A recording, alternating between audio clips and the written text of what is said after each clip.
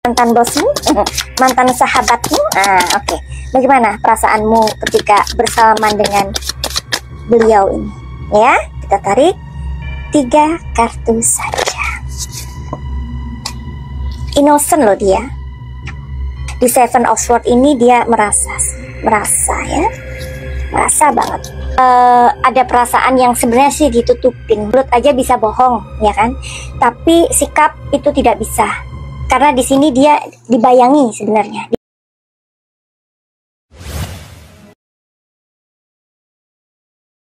Oke, langsung aja kita gas sekarang. Anybody home? Semoga kita disinari oleh kasih dan cinta. Dan buat kalian yang baru saja kesasar atau terdampar di sini, aku si pembisik kartu. Nah, jadi pasti kalian ini kenapa nggak fokus gitu loh, nggak fokus ada pernikahan seorang yang sudah cukup umur sih ya, yang ganteng, yang cantik ya.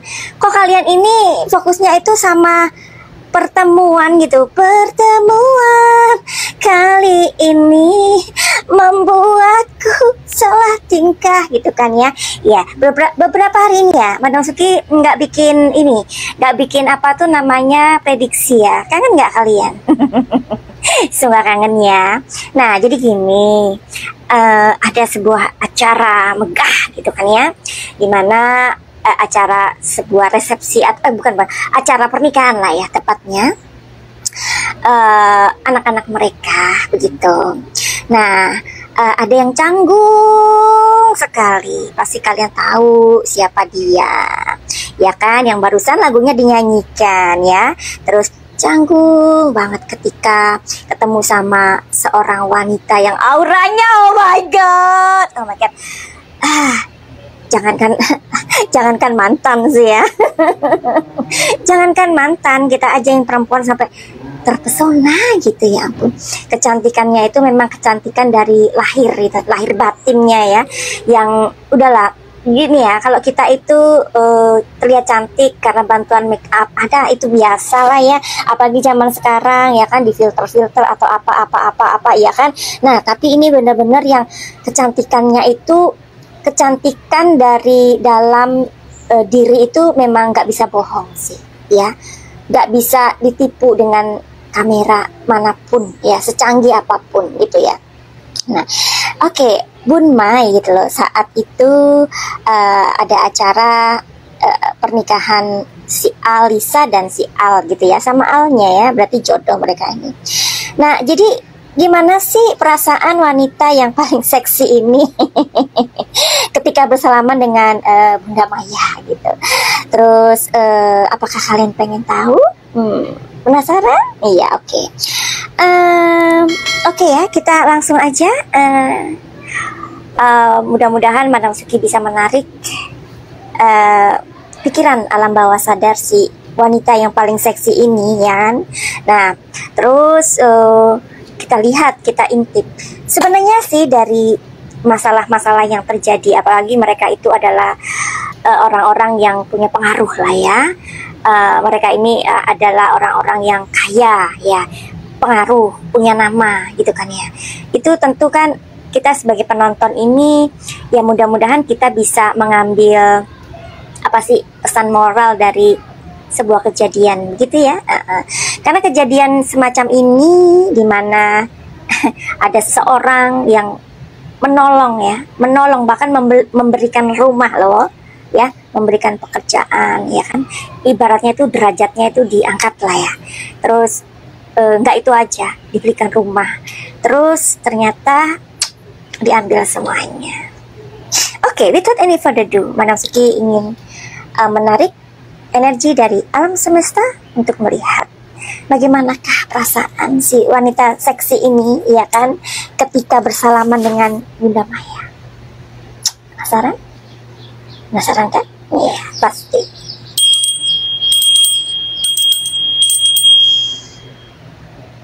Oke. Bagaimanakah perasaan kamu ketika kamu melihat apa ya, bosmu ya mantan bosmu, mantan sahabatmu. Oke.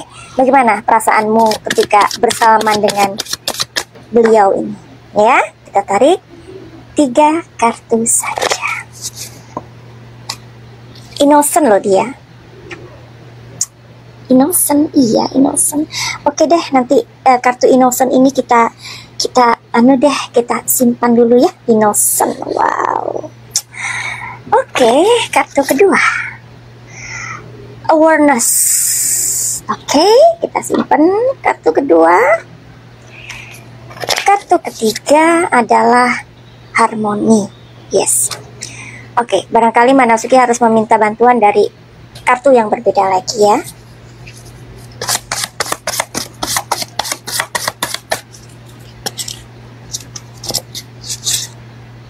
Oke. Aduh, pantesan, ya kan? Oh, tapi di Seven of Swords ini dia merasa ya, merasa banget. Di sini Knight of Pentacles. Knight of Pentacles ini orang yang canggung, serba salah, ya, penuh kehati-hatian, ya. Ya, maksudnya mana aja sih beberapa hari ini nggak ini apa namanya, nggak prediksi gitu kan ya. Iya, kalau Manasuki nggak memprediksi itu berarti Manasuki sibuk ya, Manasuki sedang ngobatin orang ya. Jadi kalau Manasuki lagi menghealing orang atau ngobatin orang, itu Manasuki harus fokus ya. Karena orang yang datang ke Manasuki meminta tolong bantuan untuk kepentingan, untuk menyelesaikan masalah, itu kan orang yang benar-benar mempunyai niat untuk dibantu, untuk menyelesaikan masalahnya. So that's why aku pun harus benar-benar fokus ya. Innocent dan the Emperor ya. Di sini orang tersebut yang kita omongin ini, wanita seksi ini ya kan. Ini dia seperti kayak innocent gitu, kayak gimana sih orang innocent itu gimana? Orang yang merasa nggak punya salah gitu, orang yang merasa fine ya. Apalagi dia didampingi dengan suaminya ya. Suaminya ini kan ya kita tahu lah ya, suaminya sahabatnya, suaminya, nyonyanya, bosnya ya kan. Nah, dia merasa ada yang mendampingi di sini ya. Nah, jadi ada perasaan yang sebenarnya sih ditutupin gitu ya. Karena di kartu kedua ini ada Seven of Swords. Seven of Swords ini orang itu mungkin bisa mulut aja bisa bohong ya kan. Tapi sikap itu tidak bisa. Karena kelihatan banget dia itu canggung dan salah tingkah di kartu ketiga ya. Nah, di kartu kedua ini ada perasaan yang apa? Dia tahu sebenarnya dia akan menjadi pusat hujatan ya, pusat pokoknya orang-orang itu akan melihat dia dan mengungkit semua kesalahannya ya. Nah, karena di sini dia dibayangi oleh perasaan bersalah itu, tapi ditutupi dengan cantik sama dia ya. Tapi tetap kamera menangkap gerak-geriknya yang sebenarnya netizen juga bisa melihat tanpa kartu tarot. Oke. Nah, di sini ada dia mencoba untuk menjadi dia mencoba tenang. Nah, dia mencoba tenang di sini. Dia mencoba setenang mungkin dan menjaga sikapnya. Ya. Jadi apa dong kartu tarot ini, energi ini? Apa sebenarnya yang bisa digambarkan dari kartu-kartu yang keluar tadi? Apa kesimpulannya? Apa satu kartu aja deh ya, kesimpulannya dari apa perasaannya si wanita seksi ini ketika bersalaman dengan Bunmai. Salib ya. Salib itu apa? Kalau ini kan kartu Eropa ya, kalau kartu Eropa. Jadi salib itu kan menandakan sebuah beban, dia terbeban ya, atau terbeban ketemu bosnya, mantan bosnya atau terbeban ketemu mantan sahabatnya. Apa ya, karena kartu salib ini artinya adalah sebuah penderitaan, sebuah beban, ya. Ya, jadi sebenarnya ini adalah beban. Kalau Madam Suki lebih simpel lagi mengatakan bahwa ini beban batin, ya, tekanan batin tepatnya. Ada sebuah tekanan. Keluarnya kartu salib. Oke? Nah, terus apakah sampai hari ini si wanita seksi ini merasa salah atau enggak sih? Karena kan dia mengatakan sendiri, ya, saya bukan pelakor, ya kan. Si Mas ini, ya kan, disebut nama suaminya, dia itu kan bukan barang, gitu, ya. Jadi dia tidak pernah merasa itu salah, nggak merasa salah dia, ya. Nah, coba kita cari tahu di sini, apakah dia itu sebenarnya merasa bersalah atau tidak? Karena itu yang sebenarnya menjadi sebuah ini, ya. Jadi Bunda Maya itu kan manusia biasa juga, ya. Namun dia ini berusaha untuk selesai dengan dirinya, gitu loh. Ada sebuah permintaan maaf dari wanita seksi ini yang mengatakan, maafkan saya ya Bun, gitu kan, ya. Kalian pasti tahu ya itu, ya. Maafkan saya ya Bun. Nah, Bunda Maya pun mengatakan, saya minta maaf ya, maafkan saya ya Bun. Artinya itu kan permohonan maaf. Dan Bunda Maya mengatakan, maaf untuk apa? Nah, misalkan kita sekolah aja. Sekolah itu kan kalau kita nakal, misalnya menyontek aja, ya, kita dihukum nih sama bu guru. Nah, ya, ini analogi. Dihukum sama Pak Guru misalkan, karena kita menyontek. Terus kan kita minta maaf sama guru kita. Guru kita pun akan bertanya, kamu minta maaf untuk apa? Nah, misalkan saya terlambat. Loh, kamu tidak terlambat? Karena saya ini pinjam buku teman. Loh, kamu tidak meminjam buku teman? Nah, selama dia atau si murid ini tidak mengakui bahwa ya, saya salah karena saya sudah menyontek, kan guru ini kan akan dedes gitu, kata orang Jawa itu dedes, mendesak, apa sih kesalahan kamu sehingga kamu dihukum? Sama dengan kayak gini.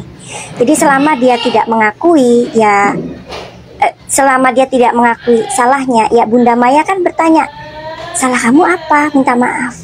Bener kan? Ya. Nah, sekarang kita masuk lagi lebih dalam. Apakah wanita seksi ini sebenarnya dia merasa bersalah dengan Bunda Maya? Enggak.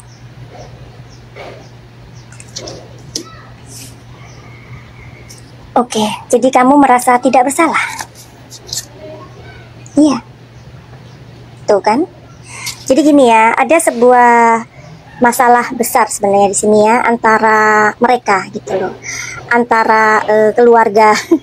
Awalnya sih keluarga cemara ya, tapi karena kehadiran seseorang itu akhirnya ya keluarga ini akhirnya berpisah, begitu kan ya.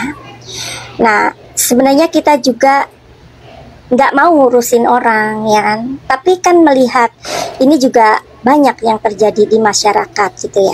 Ini Madam Suki mengambil dari salah satu komentar ya, komentar netizen aja ya, karena Madam Suki sependapat dengan komentar ini ya, komentar yang ada di mana-mana di jagat maya, di sosial media. Katanya begini, ya mestinya Mbak M lebih memilih bersama ketiga anaknya daripada dijodohkan gitu kan. Apa sih ini? Pokoknya gini lah, Mbak M ya, Mbak M tahu kan ya, udah pokoknya Bunda Maya lah ya. Bunda Maya ini dicerai talak 3 cuman lewat SMS. Kalian tahu semua itu ceritanya ya. Nggak dikasih gona gini, bahkan mobilnya pun dihilangkan atau diminta. Keluar dari rumah dengan tangan kosong, dilarang menemui anak-anaknya. Ini loh hal yang berat bagi seorang Bunda Maya waktu itu. Mungkin Bunda Maya sendiri udah lupa ya, tetapi netizen itu nggak pernah lupa gitu loh, ya. Ada sebuah acara entertainment, aku ingat betul, ketiga anaknya itu disunat barengan. Terus Ade, si suami ini bikin acara syukuran bareng-bareng artis dan kru manajemennya dia. Terus Mbak M ini atau Bunda Maya ini nggak diundang, sakit nggak? Nah, sampai seperti ini tidak ada sebuah dia tidak merasa bersalah gitu loh, ya kan? Nah, jadi perjalanan dia ini masih panjang sih ya. Nah, perjalanannya masih panjang gitu. Jadi si Bunda Maya ini, beliau ini kayaknya dia itu kayak dihukum karena dia meminta cerai gitu. Ya, sepertinya ya. Kalau menurut kalian bagaimana? Nah, tapi itu kan nggak adil ya. Terus kemudian dia tidak bisa mendapatkan akses anak-anaknya. Bahkan ketika itu ada anaknya yang ulang tahun sampai memanjat memanjat tembok. Itu sedih banget loh, ya. Nah, buat kalian yang itu kan udah masa lalu gini-gini, ya gimana dong? Apakah kalian pernah berada di posisinya Bunda Maya yang tidak diberikan akses untuk anak-anak? Kalau misalkan si Bunda Maya ini kita sambil kayak ini aja, merenung aja gitu ya. Kalau sampai misalkan perceraian itu terjadi, tetapi anak-anaknya ini tidak diambil, tapi anak-anaknya itu diberikan akses, itu sebenarnya nggak menjadi sebuah beban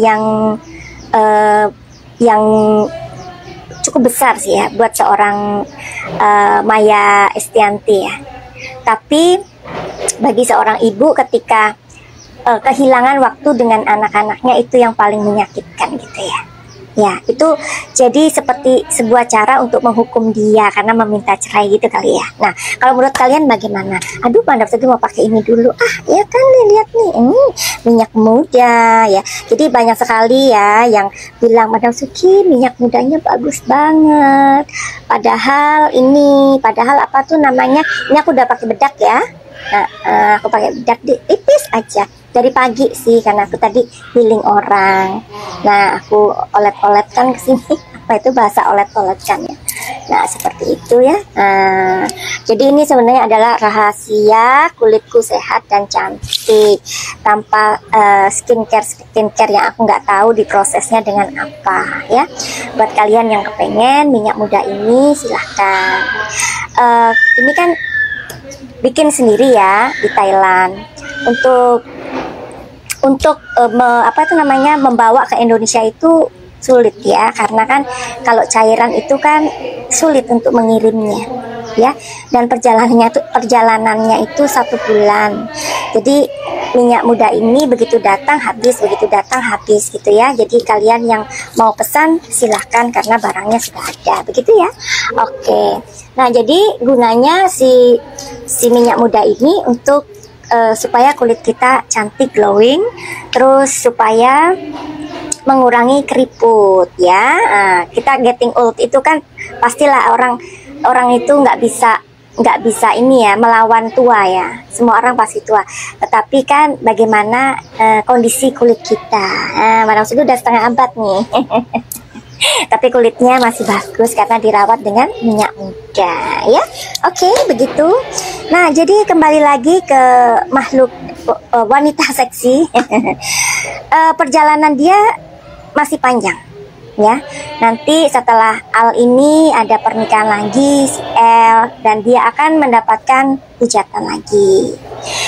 Terus nanti ada perkawinannya si Dul, dia akan menerima lagi.